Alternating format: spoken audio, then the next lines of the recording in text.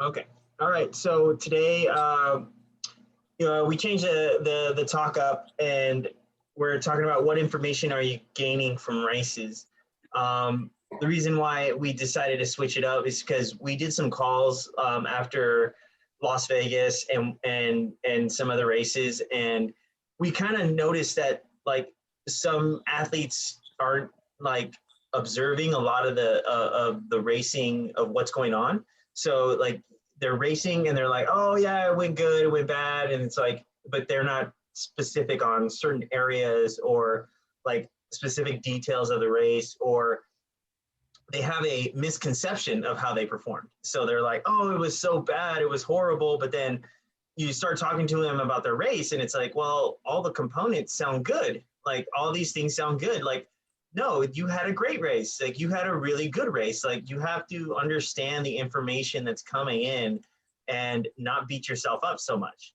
So this is kind of where we're going with this. So there are no bad races. There are good learning experiences, and how to break down your performance on race day.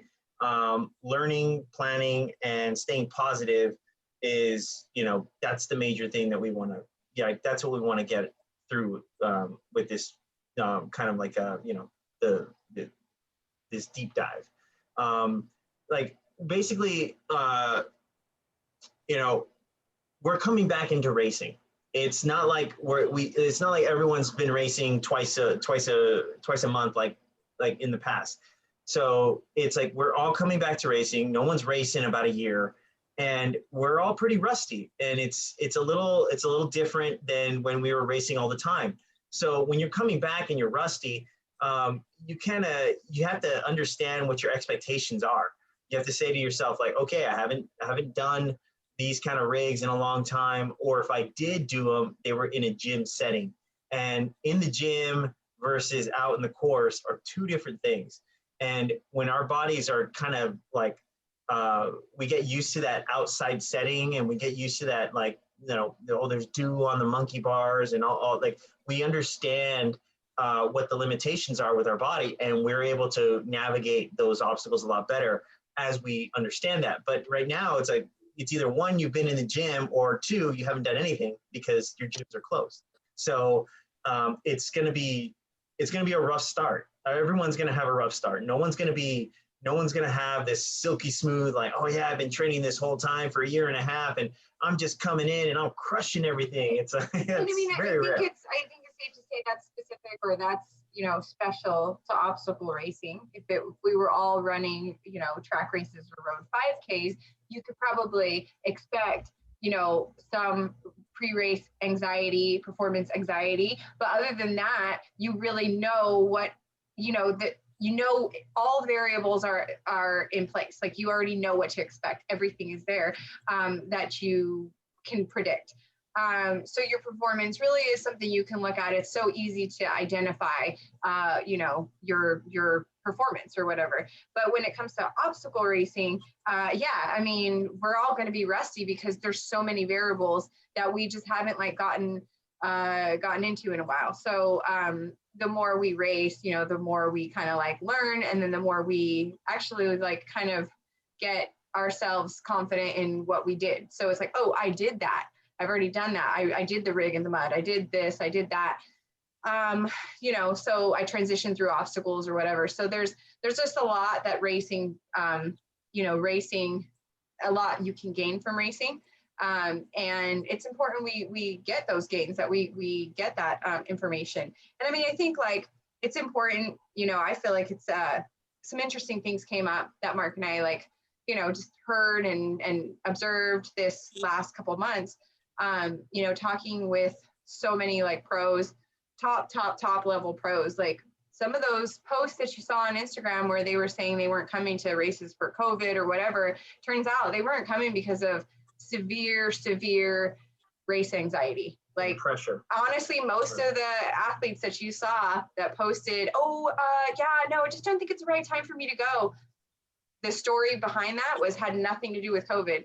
The story behind that was, there's quite a few actually. The story behind that was, I don't know if I can handle this. Like I'm already like, I'm on edge. I don't know if I'll be able to perform. The expectations for me are too great.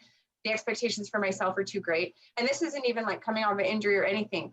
Mark and I were like, whoa, this is like, some of them are going through like depression about this. This is serious.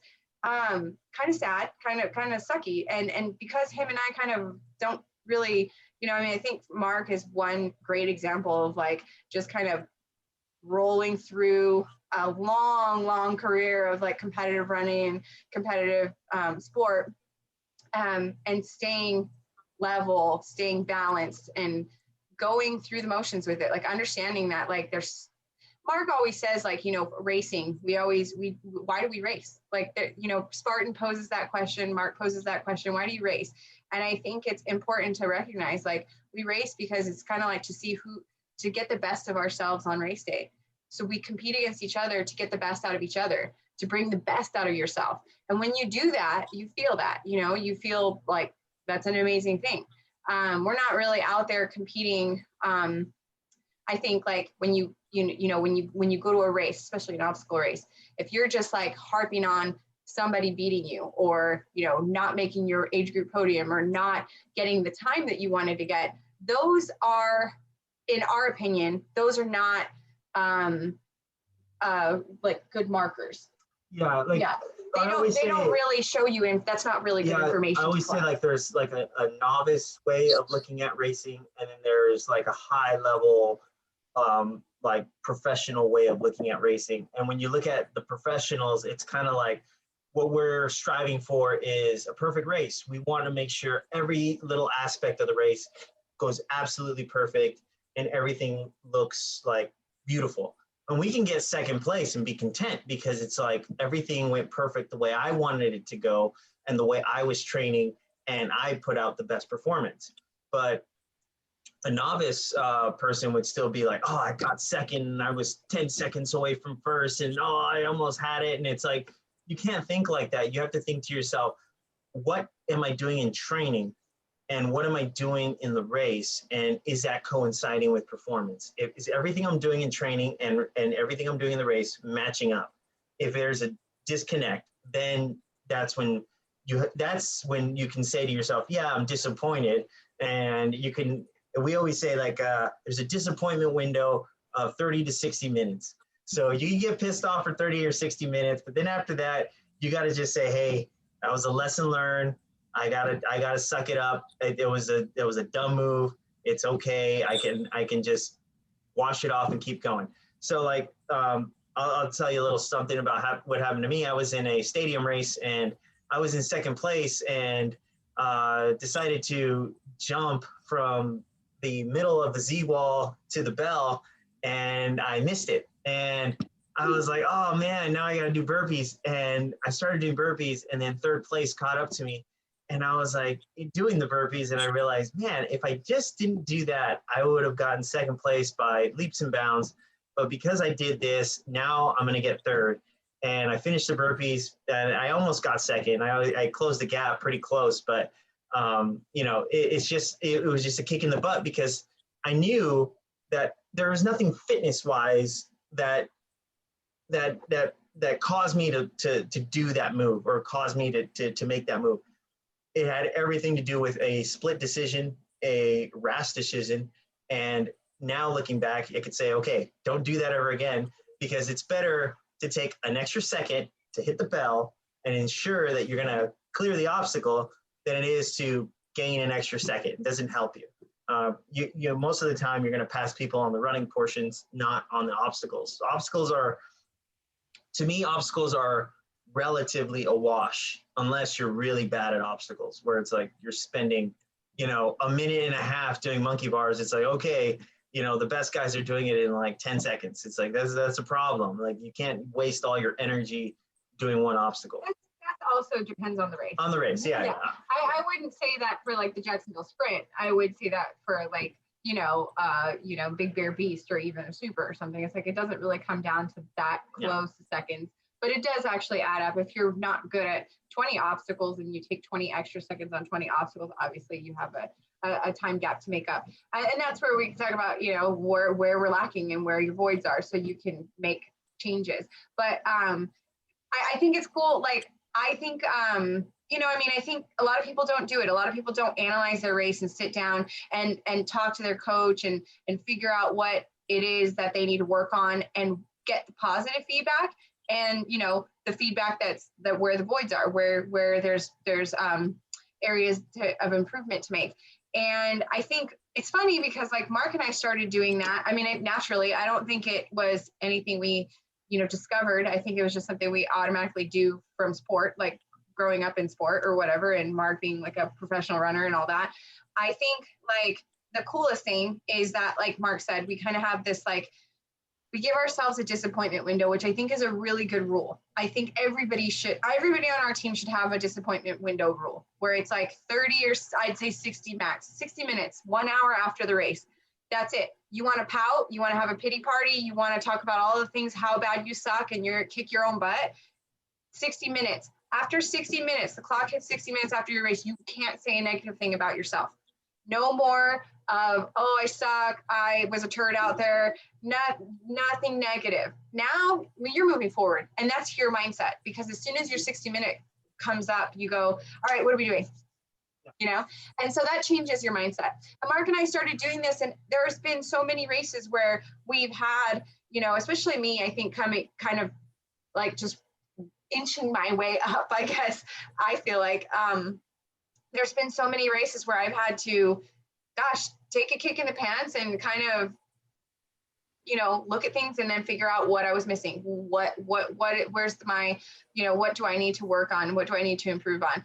And every time we get on like the airplane flight home, I'm going to pose it too in this way. And it might not be the same for everybody, but like, I feel like sometimes it was really hard. It would be really hard to have like a really bad race when like we spent money on a trip, you know, intending to get a top 10 finish. We would spend kind of like our family's money, and then I would have to organize for my mom to watch my kids. And then I would be like guilty, kind of like, oh my God, I did that. I went out there and did that. And you know, I was sad. Like, what am I doing out here? I just left my kids for a weekend. I spent a ton of money on this flight and the air and or the accommodations and everything. And here we are at this race, and I just like didn't even come close to getting what I thought I was going to get. So the airplane flight home could have been a pity party, and it could have been disappointing and sad and depressing. But instead, like, we take that time and we bust out a notepad and we just start talking. Now, granted, it's kind of nice because I have a built-in coach here, but we just start talking. We start taking down notes. I mean, to be honest, I do a lot of it on my own. Like, it's not even, we start talking about it when we talk about what we're going to do in training, but I do my own analyzing of my race, and he does his own analyzing of his race. Then we talk and we discuss that. I can't see everything, and even if you guys had a video or something like that, I still couldn't see everything that you feel in the race, how the grip feels, how the strength feels. You know that by your own experience. So you need to take notes on that in the race and in training and everything you do, because that's the feedback that I need. That's the kind of like self perspective that you need to understand, is like, okay, how was my grip? How was the strength? How was my running? And we're going to talk more about how to look at the different break down those markers. But I think the disappointment window was a great idea. Natalie had it in 2018. And I remember in 2017, I would be disappointed for a good like 2 days on a race. Like, oh man, I just really messed up. 2018, we came up with the 60-minute window, and right now I think my window lasts all of 5 minutes. So I'll cross the line and I'll be like, oh man, and then all of a sudden, like, Natalie's crossing. By the time Natalie's crossing the line, I'm already like, I'm fine. Like, it's okay. Like, it's not a big deal.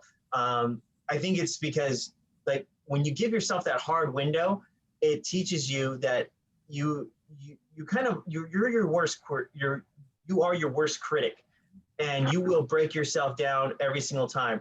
But there is nothing to gain from talking negatively about yourself. Okay. Oh, I was too slow. Oh, I was too this. Oh, I was too that. That doesn't help you. You just need to tell yourself, okay, I need to work on this. I need to work on that. I need to work on my grip. I need to work on my strength. I need to work on my running. And it starts today, or it starts tomorrow when I get back from this trip, and That's when it starts. But to talk negatively about yourself, there's nothing to gain from that. There's nothing to gain from telling yourself that you're not fast enough, you're not strong enough, or you're not adequate for the sport. It's all about perspective. There's nothing to gain from saying to yourself, "Oh, I'm not what I should have been, or I'm not there." Get there. How do you get there? You train harder. So just train harder. So figure it out. Figure out what's your weakness, and then we train harder. And that's the biggest goal, and that I want everyone to take away from this talk is that negative talk does not help you. There's no positive by talking to yourself negative. And you know, if you understand that, I mean, bam, that's like 100% worth its weight in gold for this talk. Okay. Yeah, in evaluating like an obstacle race, since everybody here is obstacle racers, everybody who we coach, we like to break it down in components. So kind of like looking at the race. Now, I think so we've talked to one of our athletes, and his dad is like, likes numbers, and we've gone down the road of looking at the Garmin data and kind of picking apart sections of the race. And now Spartan has given us this little, like, what do they call it? The break, like zones, yeah, like the zones where they have like the obstacle thick zones, and then they have like a running portion. The only bad thing about that is that the running portion through a river on the other side of the river, and then now all of a sudden it's like flat and it's mud, and I'm like, okay, it's not really going to give us a lot of information either. So that's kind of I was going to say more often than not, it's like not that informative. And then you have like the obstacle dense portions. Again, the obstacle dense portion, that is cool. You can compare yourself against other athletes who are going through the obstacle dense portions faster, slower, whatever. And you might be able to compare your times versus races. So like, you might go to Montana and then you might do Big Bear and be like, okay, what were my obstacle dense portions? But what Mark and I were saying is like, we don't really see Spartan putting those together identical. They're not going to be identical. So it's going to be really hard to like pull data from that and actually analyze it. Not saying it's impossible, and I'm not saying it's not worth looking at. It's absolutely worth looking at. Do we look at our Garmin data? Yes, we do. We usually look at it for like carries, because that's pretty, like, you can take your carry time and you can compare it. Like Mark will look at his time. He'll look at Aaron Newell, Ryan Atkins, Ryan Woods, and say like, okay, where was I in that mix? And you can track your improvement through that, looking at other athletes. We do that on Strava. So that's a Strava data you want to get on that. Yeah. And like when it comes to your components, when you look at your racing, the first thing we usually look at is grip strength. And we try to say like, okay, right off the bat, did you get 30 burpees because of some kind of grip obstacle or grip related obstacle? Automatically right there, you can take off, 2 minutes from your time just by fixing that up. So it's not a lot of work to do the grip work that's necessary to accomplish the obstacle. So it just takes a little bit of work to get a lot of bang for your buck. In other words, like if you had problems with your grip or something like that, you add 15 minutes 3 times a week, and then all of a sudden now that's 2 minutes faster in your race. And it's like, and that could be multiple obstacles. So that could be 2 obstacles, that could be 4 minutes. That adds up really quick. So just having obstacle failures and clearing those up, huge deal. That's big. The next thing we look at is, well, I wanted to add, on what I was talking about before. I hate to do this back up and interrupt, but what I was getting at there is that, is that pulling data from a Spartan race, like physical data, is actually difficult. It's difficult to analyze the data that you get from your Garmin. It's difficult to analyze the data you're getting from the zones from Spartan. So much more comes from your feel. Yeah. So that's why your feedback is the most crucial data that we can actually pull, because you are a computer. You got to remember that your brain is analyzing all this data as it's running, and you are the powerhouse essentially in understanding what's going on in the course and what your body is feeling. So all that data is actually the most important data. The thing is how to extract that data. That's what we're going to learn today. It's like, what are we looking for? What are we trying to ascertain from the course? You have to be on, come from an honest, it has to be like honest. Yeah, yeah. Unbiased opinion, very unbiased, very, very black and white. How did I do? This is it. This is like, I can't, did I slip off? Yeah, but it was dewy, so I don't know. It's like, no. Did I slip off? Yes, because of the dew. That's why. And I fell 3/4 of the way off of monkey bars and had to do 30 burpees. So I need to take care of that. Like, what are we going to do? How are we going to take care of that problem? So like stuff we talk about is technique. Stuff we talk about is actual grip strength. So like understanding what's the failure? Is it the technique or is it the grip? Like how long did it take you to get to that point? Oh, it took me a minute and 30 seconds. Well, if you're hanging for a minute and 30 seconds, odds are you're not going to fall. You're going to fall and you're not going to hit the bell. So you got to get it done quicker. So it might not be grip, it might be technique. So now we got to work on that. So that's the kind of stuff that you got to be observant of when you're looking at your grip strength stuff. Making sure that you're analyzing what obstacles you're at and how it's going. Like so, like I did a obstacle. I did like a form clinic / like obstacle clinic with 2 of my athletes, and a lot of their issues were every time they did rings or every time they did certain obstacles, they changed their style every single time they did it. And I was like, you can't do that. It has to be exactly the same every single time because your body needs to know exactly what's going to happen. The minute you start changing stuff up, your mind is like, whoa, what's going on here? Like, well, now we're turning, now we're doing this. And it's like, pick a style and stick with it and pick a style that's successful and always practice the same exact way. And if you do that, when you go to the races, it's just going to be like muscle memory. It's like, oh, I know exactly what I'm doing. I know how to hit the rings. I know how to hit, the rig. I know what I'm doing on the Z wall. I know what I'm doing on twister. Everything is always the same because I always practice it in the same manner.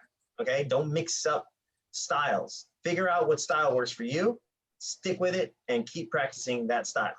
Okay. Applying all this, so this is when you're doing your evaluation, and he's talking about like looking first at grip stuff, because that's the easiest one to be like, okay, let's look at grip. Write it down, pull out your phone for notes if you're doing it in the car or whatever, or in the airplane, or if you're sitting down with a notebook. But this is how you start. You start with all the things all the feedback, all the, where do I need improvement? What went south? And like Mark said, the first thing with grip is just, did I fail anything? That's going to be the first thing.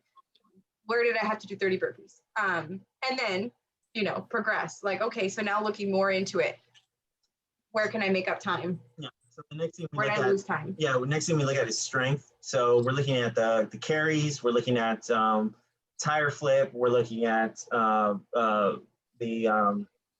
Hercois. These are the components that you're looking at, and what you're looking at is how long did it take you to do these things. It's nice that like Strava, usually somebody will create a segment for the strength component of the carries, and you can always compare your times. Obviously, you want to be within depending on what your goals are. Like for me, it's like I want to win the race, so I'm always like, okay, hopefully it's plus or minus 10 seconds, like from the best time. Like I want to be at least 10 seconds away from the best time. If I'm more than 10 seconds, it's kind of like, that's a lot of time to give up. So got to improve on that component so that that doesn't happen again. Some races are a little skewed, like Jacksonville, where you're doing a carry in mud and you're like, all right, that was difficult, and it's going to be difficult for me to improve that because I don't have mud in my area, or I don't have a training facility where I can practice doing that kind of carry in that manner. but you know, some days it rains, and that's the day you bring out the bucket. You know what? I still feel like it's helpful to write these things down, Right? Because sometimes you know, I mean, when you pull from that, it doesn't mean that you're going to turn around and change your entire training schedule to improve on a muddy bucket carry when's the next race you're going to have a muddy bucket carry through. And you can almost say like probably not like 4 races or 5 races, and maybe I don't need that. Maybe it's not worth my time to get better at that. Maybe it's an injury prevention thing, or whatever risk. So, you know, I mean, these are things you get to choose now. What am I gonna hone in on? What am I gonna sharpen? But when it comes to like the strength, you can break that down into subcategories. So the carries, like Mark said, you can compare times. I like to compare times to other people on the Strava segments, because you can't really compare your time to another race because the carry is going to be a completely different length. What you can do, if you knew you were weak, if people passed the heck out of you on it and you went, okay, well, yeah, that's good feedback. I got passed. Or if you put it down several times and you had to pick it up again and again, it's like, you didn't do it. That's not good. Yeah. These are good things to go right back to the drawing board and say, okay, I need to improve. And then in which case, when you start to incorporate specific carry workouts, you can actually compare your improvement throughout those workouts. So you do get to look at data. It's just your own data. It might be the loop that you do for, you know, half-mile bucket carries where you do them over and over and over. And the next week you do them again. And the next week you do them again. And you see like, oh my God, I've improved like 15 minutes on these. Then, you know, all of a sudden you're a carry beast. So that's how you like improve on something like that. And then with the strength, you know, like Mark said, then there's the other subcategory aside from carries would be like the big heavy lifting stuff, perk hoist and tire flip, and then sometimes like the tire is a tough one. Mark's come back to the tire flip. It's killed so many of his races. And it helps so many of my races. Yeah, and it's like, it's just weird. It's like we have the exact tire at one of our training facilities out here that we get to go to sometimes, and he'll go and flip it 20 times, like back to back to back to back to back. And it's like, okay, I guess you're good at the tire flip. Kind of hard to, and then, you know, I mean, then we come back from Jacksonville and he's like, next time I want to bring oil and rub it all over the tire and then do it. Like, I'm like, you're going to rub oil all over someone else's tire? You can't do that. It's not even ours. I mean, you know, and then then there's discussion of like, well, maybe we can buy one of these tires. And then we look it up and we're like, okay, that's not going to happen. You know, so it's funny because like there are, you know, there's funny because you could probably find ways to train for everything, but then, you know, but there's so many like components of obstacle racing. So there's always variables. Something to improve. It's like you can't train for everything. You might not be able to hit all the variables. You can try to prepare as best as you can. And that's the major thing. You have a constraint in your life, and that's time. How much time can you devote to every little thing that needs to be taken care of in OCR? Or, you know, you only have a certain amount of time in the day. I only have 2 hours or 3 hours of training in the day. What am I going to spend my time on in order to improve my performance? And those are the components you need to work on. And that's why we always do it like this: grip, strength, running, because grip is like the least amount of time. Strength is another least amount of time. And then running is always going to be the majority of the time, because that is going to be the biggest improvement in terms of your performance as an overall. Like per event, it might be the other two because you might miss an obstacle or something like that. So you need to improve on those things because you need to close up those loops. When I first started in OCR, it was like, okay, I failed the Herc hoist all the time. I failed the spear throw, and I failed, what else was another big one? I think those are my 2 big ones. And I was like, I can't win these races if I'm doing 60 burpees every time I'm going out there. That doesn't make any sense. I'm not going to win. So then I started working just on those strength things and my running at the same time. But on the carries, I was losing a lot of ground on the carries. So once I developed my grip and my strength, now it was time for the running. And then the running just, like, that was easy for me to come back and pick that up again. So for me, like in 2016, it was like, all right, you know, yes, don't run as much. Like focus on the other components first. And then in 2017, then it was like, okay, now it's gangbusters time because I can do all this stuff and I can run, and now I can run a lot more. And then 2018, I actually stopped running as much because I was like, I was running way too much and my obstacles were hit or miss, hit or miss. And then in 2018, it was like, all right, perfect. Like no burpees whatsoever. It was just like, didn't miss a spear, had a great season. I think I only missed like one spear throw the whole year. It was like, that was a good like season. It was like sometimes balancing it out. Yeah. And I really think it's cool. Like when we go, like I said, back to the drawing board and we're on the flight home and we're knocking all this out, like looking at like the race where improvement needs to be made or whatever, more often than not, we're not adding anything to our schedule in terms of like training hours. Like, I mean, we kind of maxed out, I guess, or what we're willing to give, take away from our kids or take away from our jobs or life. And so it's just reworking it. So 7 days, I go Monday, Tuesday, Wednesday, Thursday, Friday, Saturday, Sunday, and I figure out what is my schedule, what does it look like, where are my runs, what am I focused on? It could even just be changing workouts. So instead of doing, short tempos where, sometimes like we're doing hill repeats, or sometimes we're doing like 6 or 10-minute repeats or 2-mile repeats. Like sometimes I come back and I'm like, oh my God, my sustained tempo is terrible. Like, give me more tempo runs, talking to Mark, and Mark goes, all right, well, then we have like a series of like 6-mile tempo runs. And I go, yep, that's not my favorite thing in the world, but I definitely know that's where I was lacking. Maybe you come back and you say like, gosh, I can't believe I can never get the rings, and then again, that's the same thing. It's like Mark said, it's like we work it into the plan. So instead of doing, your strength workout, maybe what you have in your strength workout changes, or maybe what you have in a running workout changes to like run, if you have rings available or monkey bars and doing matching on them and then run again. It's like you can change your training. There's always a way to adapt the training to where to focus on your weaknesses and still, sort of keep the same hours and the same like effort or whatever. It's doable. And that's where you're just making shifts to the training. And that's where a call with Mark or whatever that's where that is. And that's why it's important, because if you just go back doing the same training, you could be missing all the things on your list that you could be improving on. So the last thing that we look at is our running and analyze. And before you say anything about running, I just want to point out last year at Jacksonville, 2020, that was when I got the podium at a series race. And I ran really well. I performed really well. But in the end, I had a list of things that went south and almost cost me that podium. In the race, I was way in third. Like I had a huge gap on the girls behind me, and I was right on Nicole. Well, not right on, but I was a good like 15 seconds off Nicole and Lindsay going into the sandbag carry. Grabbed the wrong sandbag, ran away, got called back, had to drop my other bag, struggled to pick up the bag that was all intertwined with another bag, got in there, fell like twice.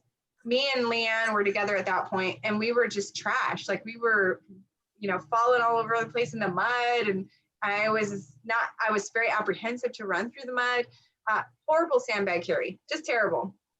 Came out of the sandbag. I lost, actually got, because of videos, I actually got to calculate, I lost 20 seconds to a lot of the girls I was around, Lily Elkin, Ashley Heller, a bunch of girls like that. 20 seconds on what's that stupid obstacle? Oh, the helix. Helix. Yeah. I was 20 seconds slower than even Leanne, who also is not great at obstacles. So I'm like, we lost 20 seconds on helix. And then once we got past the spear throw, it was all, now we were in my zone. Now we were in my favorite stuff, which was like the obstacles I'm more used to, the obstacles I'll beast through, and good fast running. And then that's where I put everyone away. I mean, like not Leanne, but like the rest of the girls. They were all ahead of me going into that because of a bad helix, a bad sandbag, and then the Herc-hoist. At the end, I had a lead on Leanne, a bigger, much bigger than what we ended up sprinting in together. but my turquoise was not good. It was good as in I won't fail, which is what I've always had. I always go into the turquoise not failing. I've never been like afraid I was going to fail a turquoise, so I never worked on it. And in this particular instant, you know, I had a head-to-head race with somebody, and I almost got beat by somebody, like just because my technique was terrible. So I come back off of one of the best races I've had in Spartan since I've been doing it.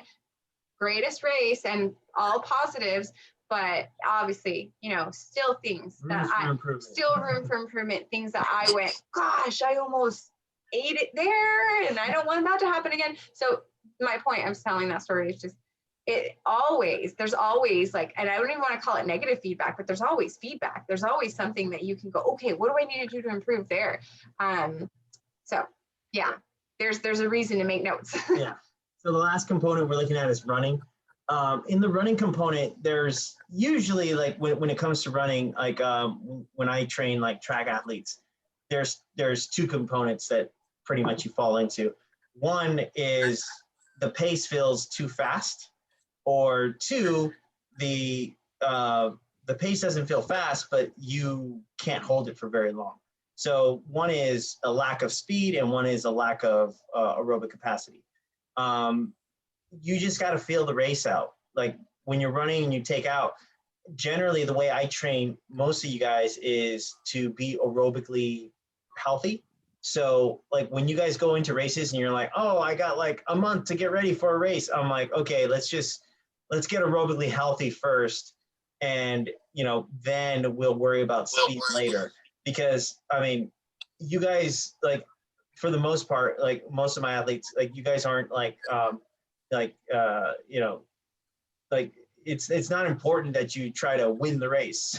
If that was the important thing, where it's like, okay, I got to win this race in 4 weeks, it's like, all right, let's just do a bunch of speed, and then hopefully you got enough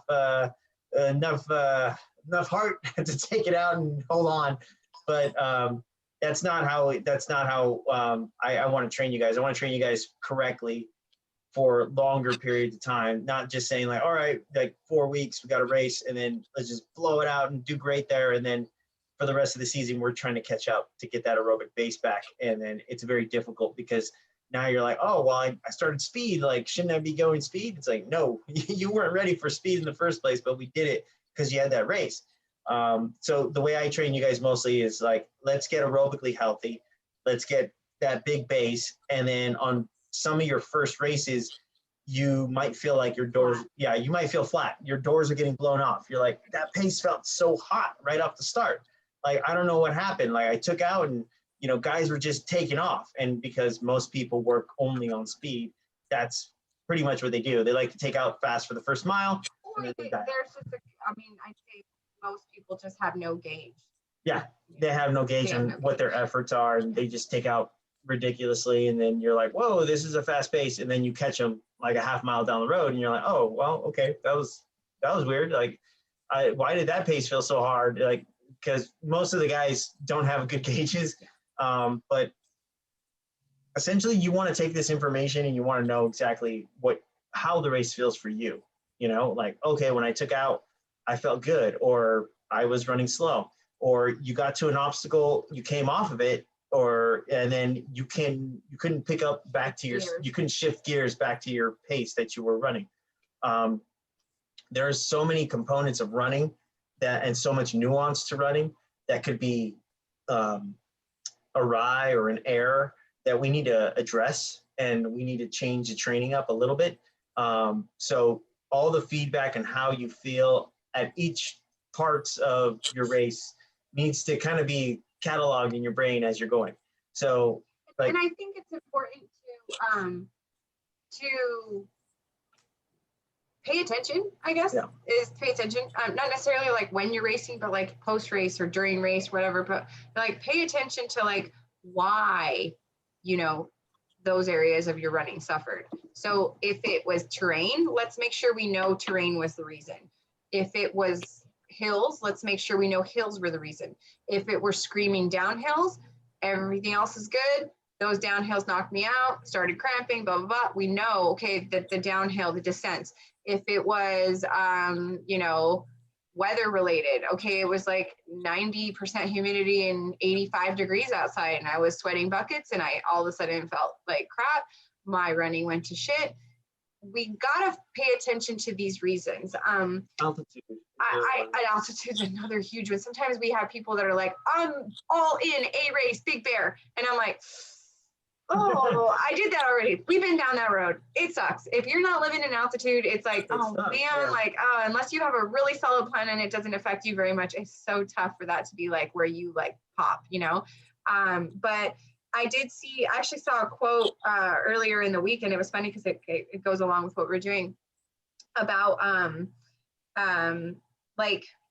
I forgot the quote, but it had to do with actually, let me think that through. Keep going. I forgot what I was going to say. Right, so, my train of thought. When you're looking at your running, there are certain segments that you want to look at. So the first segment would be the start. How did the start go? Were you, like I said, did you get your doors blown off? Did everyone take out and you were like, whoa, I'm in in my group, I'm in 10th. And I expected to be getting the podium, and all of a sudden now I'm in 10th. This is kind of weird. So understand the start. How did the start feel? How did it feel for you? The next segment would be from the start to the first mile. Now in this segment, this is kind of like everyone's settled in now. Everyone's kind of found their pace. The guys that took out super hard obviously have come back and they fell back. And now you guys are establishing good pace. Where are you at the first mile? Are you close to where you wanted to be at the end of the race, or are you way back still? Are you still in 10th place, or have you moved up to 3rd or 4th place? Now you're in a comfortable position. The next part of the race is probably the biggest chunk of the race is basically 75% of the race, which is what's going on everywhere else. So if it's a sprint, it would be from mile 1 all the way to, if it's 3 miles, it would be all the way to 2.5, right? So it's like, that's a huge segment. And then the last segment is the last ending sprint finish of the race. Now, at the last ending sprint finish of the race, did you have too much? Did you finish too fast? Did you all of a sudden, in this big 75% chunk, you were like, I was holding 6-minute pace this whole time, but at this little last half mile, I was going 5-minute pace. And it's like, okay, that's too much of a jump from one pace to another. You could have went 5:30 the whole time, and you could have gone a lot faster in the whole race. So these 3 segments are the ones you really need to focus, or 4 segments are the one you need to focus on when you're racing. So start, it's the transition into racing pace, and then it's the bulk of the race, and then it's the final sprint finish. Those are the areas you need to look at and kind of analyze, and look at yourself and say, okay, I took out really good. I was in great position. Then I established my pace, and that's when I kind of commanded. This is how I race, kind of. So, my goal is I always take out in the first when the gun goes off. I always count in my head 6 seconds all out. I go 6 seconds all out in my head. After the 6 seconds, there's a science behind that, but after the 6 seconds are up, then I go into my pace. There might be other guys still screaming and taking off, but I go into my pace. I settle in. I take it down, and I kind of relax. Okay. After 400 meters, I know who's taking out too fast, because there's some guys in OCR that take out 60 flats, and I'm like, they're not going to hold that pace because that's a 4-minute mile. That's not going to happen. And I'll just stay relaxed now after my 6 seconds. And I try to do the first 400 in roughly 65 to 70 seconds, just to get a good aggressive start. Then from there, you're looking at from 400 to a mile. And now it's, okay, who's commanding the race? Am I in control? Am I going to the front? Am I looking, am I feeling fit? Am I feeling strong? How is everything going? Is this a good day? Is this a bad day? Did I take out too hard, or did I take out too slow? Kind of assessing yourself. Then from a mile all the way till almost the end of the race, it's that's pretty much the pace you want to sustain that whole time. If there's if you're getting to that mile point and then all of a sudden you have a huge decline in your pace, that's a bad thing. Cause like you should get to that mile point and say like, all right, this is the pace I'm going for this race. I'm feeling good. I'm feeling strong. Now I'm going to sustain that all the way across. So there's a race I did last year, the Savage Dallas. It was funny. One guy came up to me after and he was like, oh yeah, you didn't take out that hard. Like I was right next to you at 400 and I thought, man, Mark's not even taking out that hard this time. That's strange. And I was like, yeah, I kept that same pace the whole way. If it wasn't that hard, how come you didn't stay with me? So it was like, he went out too hard. He didn't know it, but he did. He went out way too hard, more than he could chew. And then by the time he got to a mile, he had already given me about 20, 30 seconds in the gap. And then after like 3-4 miles in the race, nowhere to be seen. I ended up winning by like 2 minutes. So it's like you can't overshoot yourself at the start, because you need to establish in that time frame from 400 to a mile, what's my pace going to be for this race? And it might be different from your previous race or what you were training for, or what, like there's certain elements that like take into account, and you have to say like, okay, what is it going to be today? Like, and I'm going to go, this is the pace for today, because I'm going to sustain this from a mile all the way until it's time to sprint. And it's got to be something that I think I'm going to get the most performance out of my body. And you can't pay attention to anybody else, because they're gonna mess you up. Like I've already learned that. Don't say to yourself like, oh wow, this person's really good, I'm gonna stay with them. And then all of a sudden you get to a carry or a strength obstacle, and then they do it in 2 seconds, and you're like, oh man, they're gone. Like now I got to catch back up. And it's like, you don't want to play that yo-yo game. If you're going at a pace that you feel is easy, pass them.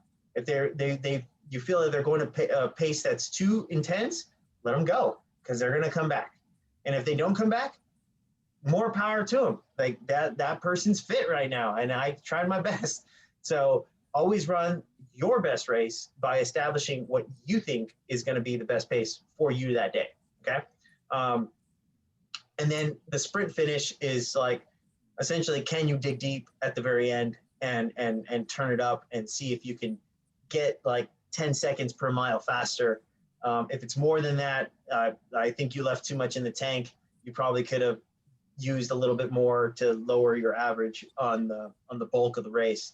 So looking at that kind of stuff, if you're finishing and you're like, man, I was sprinting good at the end, but there's a lot of obstacles, it could affect your pace. So don't kind of look at your data and say like, oh, wow, I slowed down. Like just say like, be mindful of it. Like there was a good 10 obstacles at the end, in the last half mile, and I was moving really good at that point. I really picked up my pace.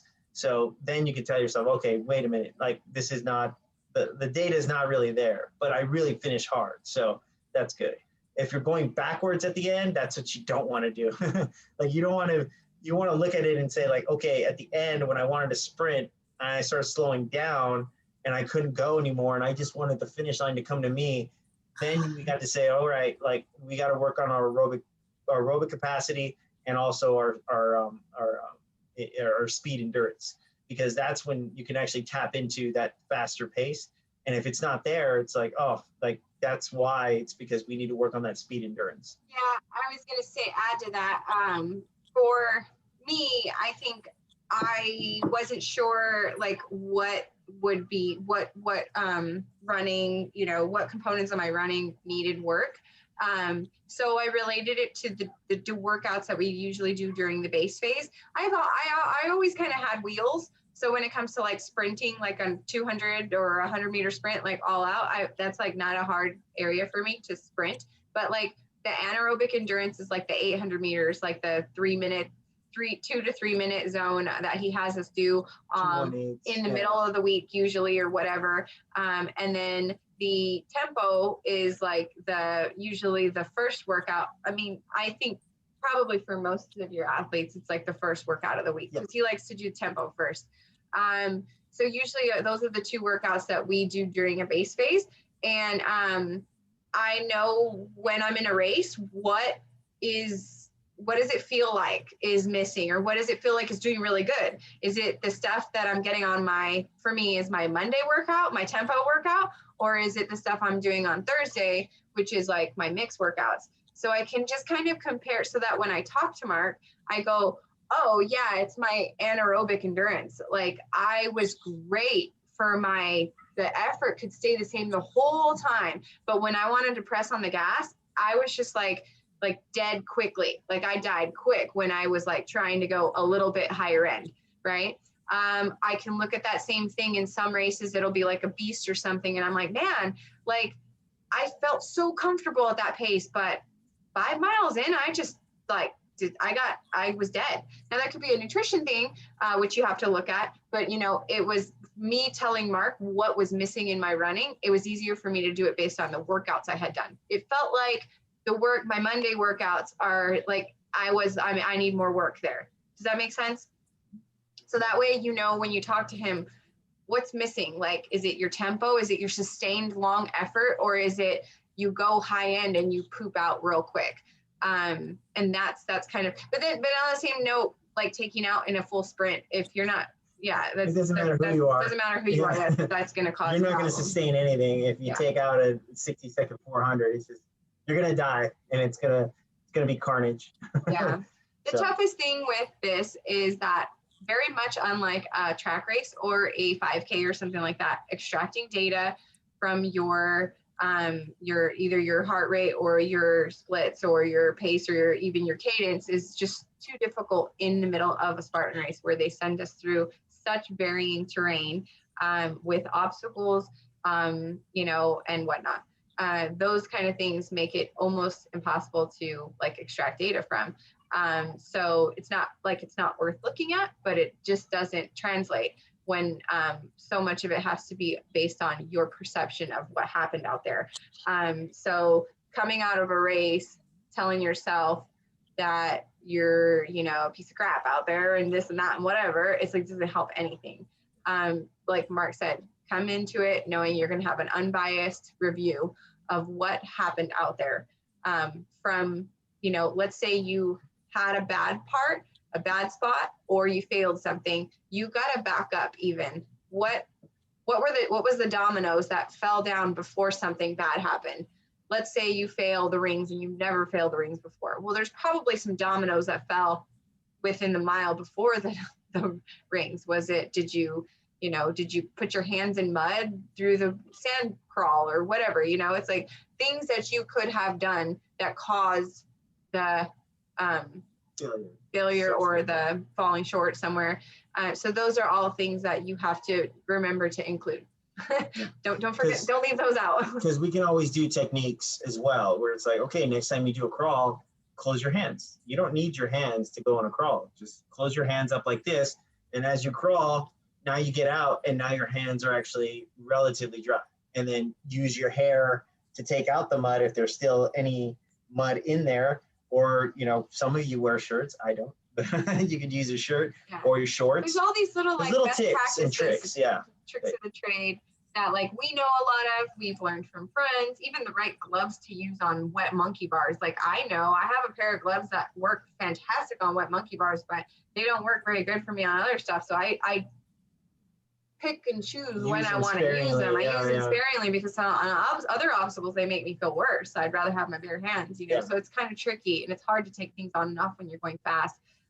If it's a clothing issue or if it's a gear issue, boom. If it's a nutrition issue, oh my God, always the nutrition. The beast in nutrition, even the supers in nutrition. That's huge, you guys. It's huge.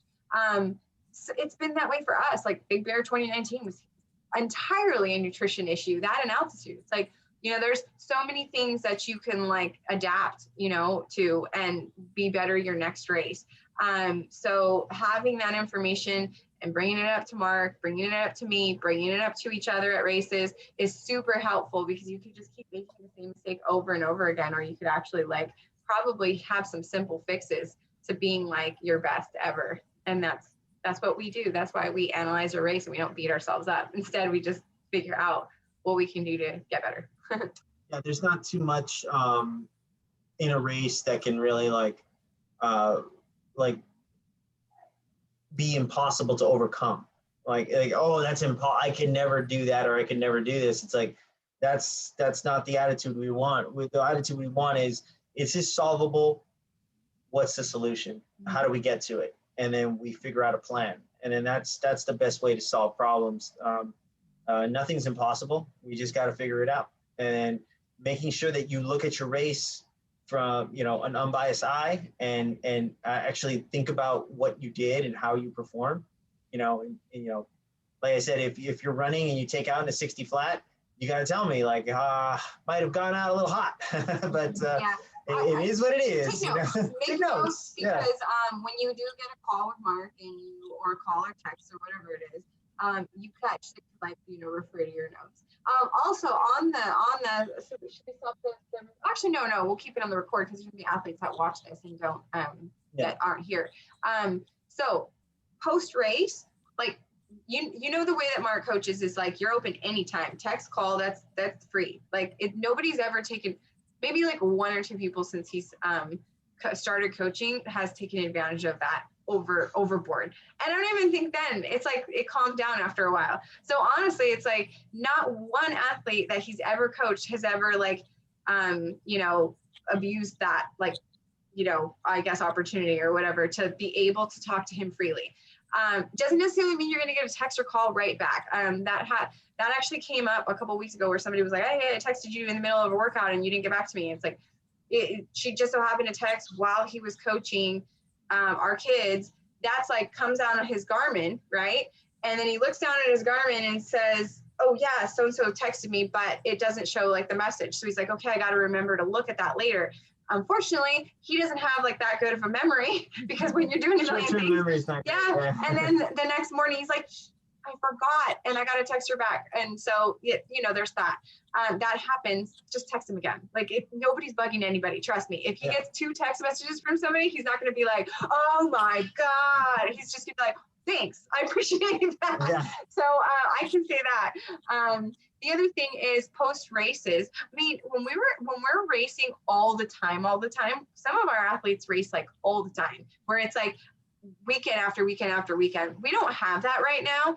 But you know, if the season was in like full swing, yeah, you're not, there's no need for a call race after race after race, especially if they're not like big races and you're really just having fun and you're just like, yeah, I'm hitting all the races in the next like month or two. It's like, you're not going to not really get a lot out of like a call post every single race, unless you know you need it and you're like, dang, I want to talk to Mark. We got some stuff to hash out.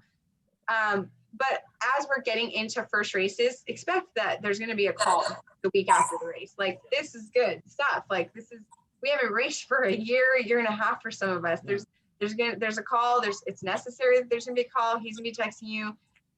Let's get a call going, or at least a thread of text messages or whatever, however you guys prefer to communicate. But there is a need, you know, and he's always there to discuss post race. So, you know. Yeah, it's always important, like either when we're changing the phases, like when we're changing the phase stimulus and stuff like that, so in other words, like let's say I had you on 50 miles and then you raced and we had good feedback and we made adjustments, and then you raced again, and after that we talked, everything was good.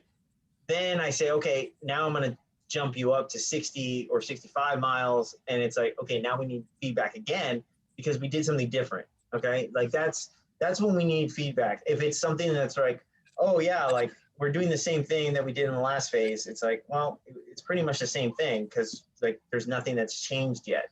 Like when we make changes, when we make adjustments, that's when we need feedback again. So the first couple races here, there might be a lot of feedback because we're trying to analyze and make sure that everything that you do in terms of time is going towards your performance. So like I said, there's a little bit of time on grip, there's a little bit of time on strength, but most of the time is spent on running because that's what's going to drive your performance. So that's pretty much where we want to, like, what is that mix going to look like for you? Every single one of you is going to have a different mix of grip, strength, and running. What is that for you? Like, how much availability, how much time do you have?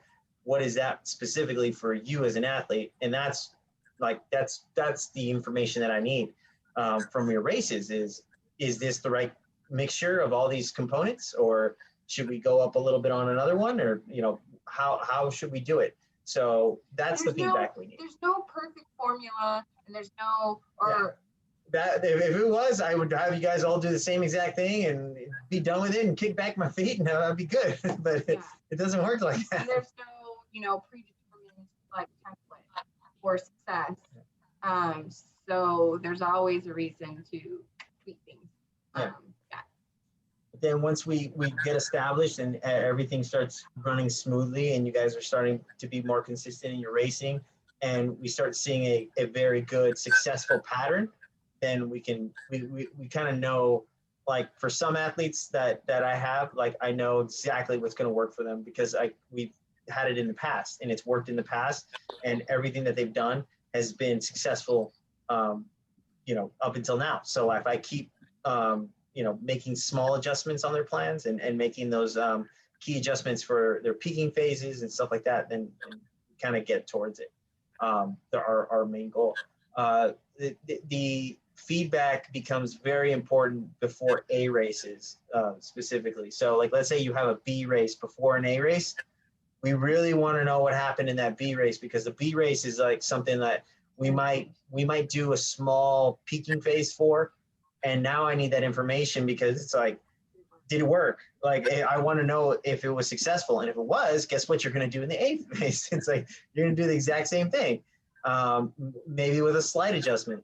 But we need to know that information because that's going to be, how we drive that A race. And the A race is obviously, those are the ones that we want to hit really well. And on those feedbacks, I mean, pretty much it's just like the goal is to be like, oh man, I did it. I crushed it. Like that was awesome. Like everything went perfect. It was awesome. And you're just so elated that you forgot what happened in the race. So you're just excited and ecstatic about your performance. So if we get some of those in your A races, that's perfect. That's what we need. So remember, all these things are to establish, what's going to work for you in terms of, your workouts. And that's why we need the feedback because we want to make sure everything's perfect for you. Does anybody have any questions? Anything they want to bring up?